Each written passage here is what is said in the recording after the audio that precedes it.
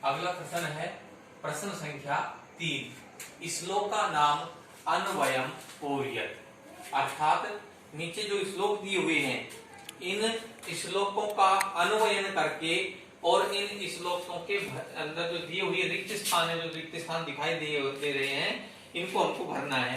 अन्वयन मतलब एक प्रकार से श्लोक को सरल बनाने के लिए या उसको समझने के लिए श्लोकों का अन्वयन किया जाता है, जिसके अंदर श्लोक को पद्य भाग से गद्य भाग की तरह से जो है बदला जाता है और उसमें बदल करके इससे जो है विद्यार्थियों को इस श्लोक को समझने में आसानी होती है और उनका हिंदी अनुवाद करने में भी बहुत आसानी होती है। तो आज हम जो है इस पाठ्य पुस्तक के प्रश्न 3 के अंदर जो है इस श्लोकों का जो रिक्त स्थान दिए हुए हैं, श्लोकों का अन्वय कर करके उनको गद्य भाग की तरह लिख करके ये दिया हुआ है, तो उनके रिक्त स्थान के अंदर क्या आएगा ये हम भरेंगे आज।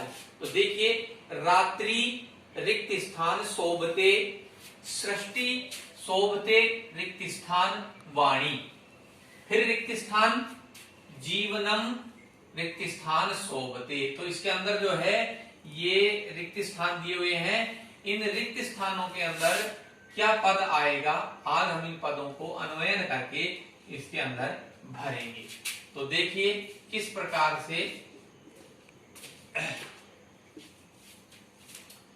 1 2 3 और 4 रिक्त स्थान है। तो देखिए, रात्रि शोभते, अर्थात रात्रि किससे सुशोभित होती है, तो हमारे श्लोक के अंदर आया था रात्रि शशीना शोभते।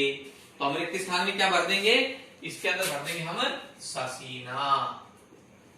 तो रात्रि की शोभा किससे होती है, चंद्रमा से। तो हमारा ये बन जाएगा रात्रि शशीना शोभते। तो रात्रि शशीना शोभते, ये हमारा जो है पहला पद जो है ये पूरा हो गया। सृष्टि सूर्येण, फिर रिक्त स्थान दिया हुआ है, अर्थात सृष्टि सूर्य, सृष्टि सूर्य से क्या होती है, सुशोभित होती है। तो हम इसका अगला पद क्या आया था, शोभते,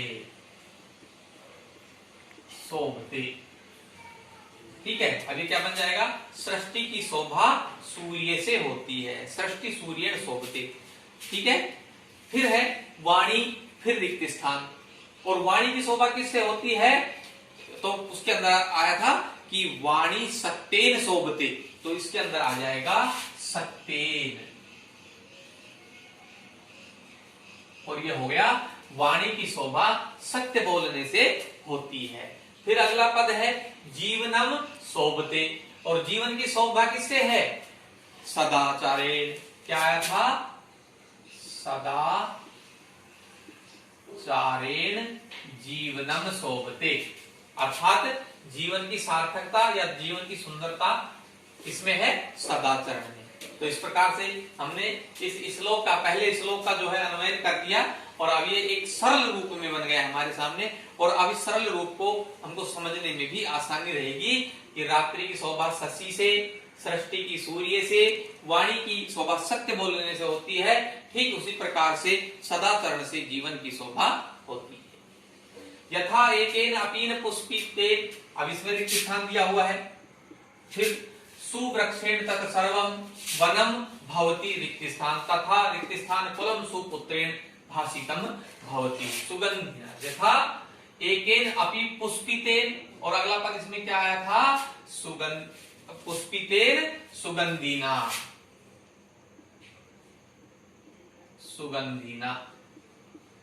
जिस प्रकार से एक अच्छे वृक्ष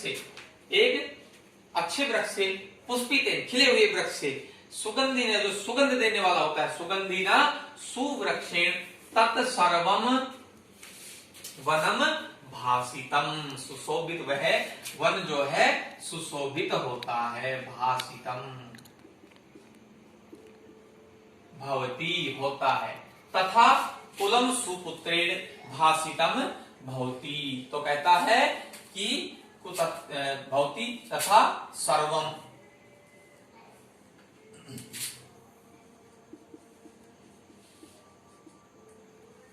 कुलम सुपुत्रेण भासितम।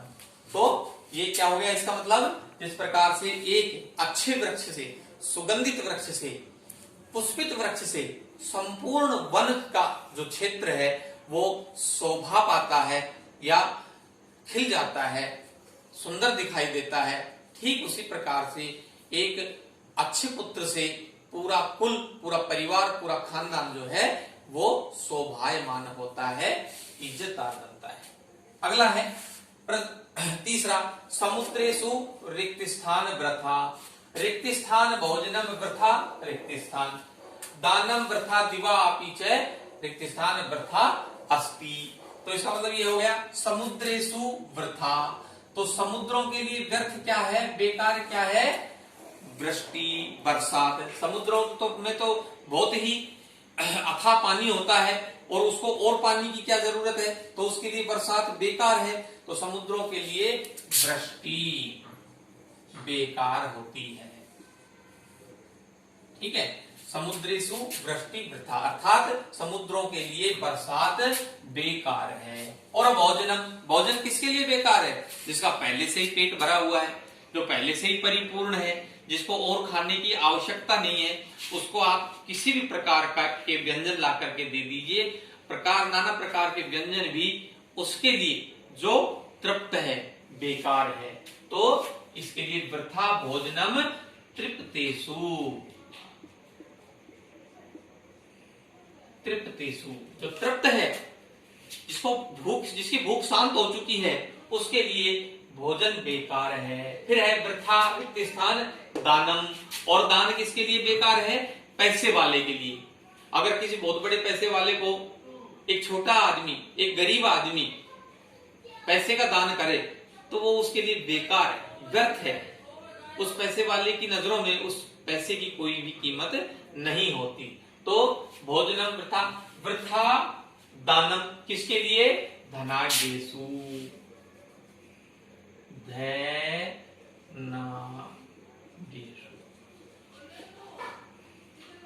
जो धनाढ्य होते हैं उनके लिए पैसा बेकार है।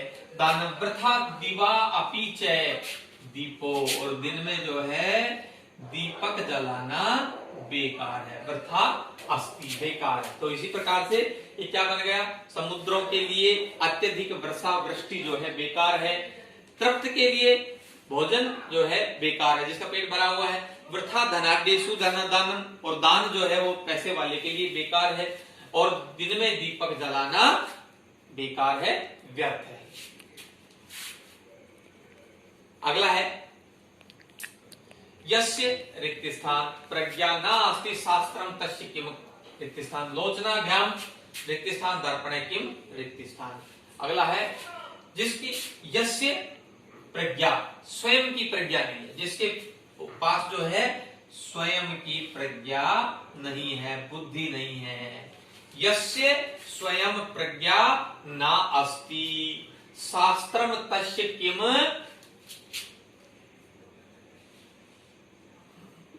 करोति, उसके लिए शास्त्र क्या कर सकता है। जिसके पास यस्य स्वयं प्रज्ञा ना अस्ति शास्त्रम तस्य किम करोति, उसके लिए शास्त्र क्या कर सकता है। जिसके पास अपना स्वयं का विवेक नहीं है, स्वयं की बुद्धि नहीं है, स्वयं का ज्ञान नहीं है, तो शास्त्र उसके लिए कुछ नहीं कर सकता। लोचनाभ्याम विहीनस्य,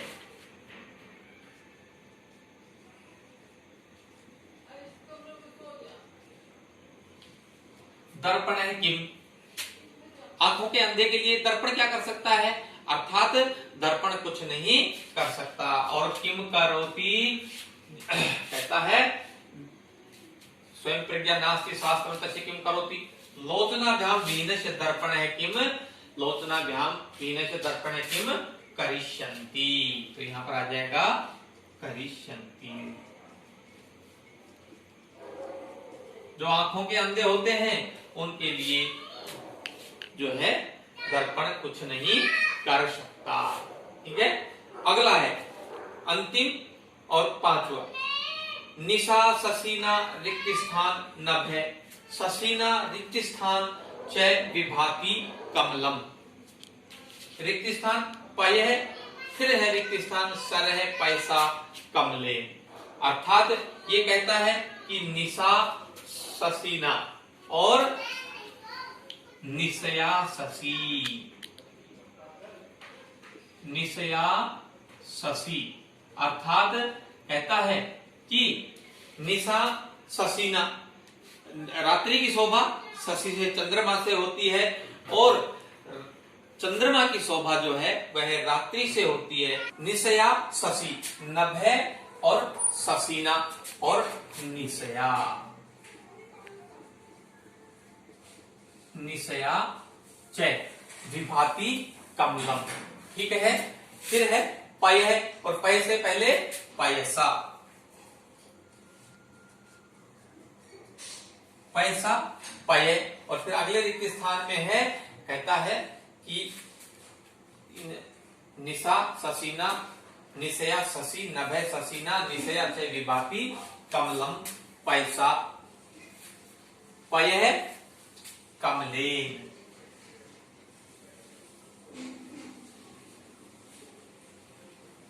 सर पैसा कमलेन विभाति।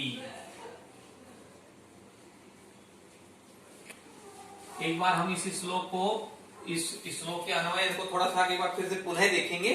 देखिए, कहता है निशा शशिना, अर्थात रात्रि की शोभा चंद्रमा से, और निशया शशि, और चंद्रमा की शोभा रात्रि से होती है। नभ है, नभ शशिना निशया, और जो नभ है आकाश है उसकी सुंदरता, उसकी शोभा किससे होती है? रात्रि से और चंद्रमा से। च विभाति कमलम पैसा, और कमल की शोभा किससे होती है? जल से होती है। उसी प्रकार से पय है कमलम कमलेन, और कमल की शोभा जल से, जल की शोभा कमल से, और दोनों से, कमल से और जल से सर है पैसा कमलेन विभाति। जो सर है वो तालाब जो है वो जल से और कमल से सुशोभित होता है। धन्यवाद।